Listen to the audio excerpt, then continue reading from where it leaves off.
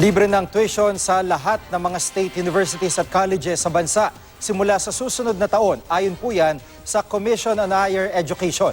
Dahil ito sa naprubang dagdag na budget ng CHED na 8.3 billion pesos na bahagi ng national budget na 3.35 trillion pesos sa 2017. Layunin nitong matulungan ang mahirap na hindi kayang makapag-aral sa kolehiyo.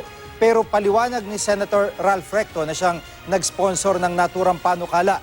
Hindi kasama sa libreng tuition ang iba pang bayarin sa paaralan gaya ng dormitory at laboratory fees. Ang mga makakalibre lang daw ng tuition ay yung mga estudyanteng benepisyaryo ng 4Ps. Ayon naman sa Kabataan Party List, development ito sa bansa pagdating sa edukasyon. Gaya na lang daw sa Norway, Sweden, Finland at Germany. Pagpapakita rin daw ito ng maganda epekto sa matagal lang isinusulong na right to education.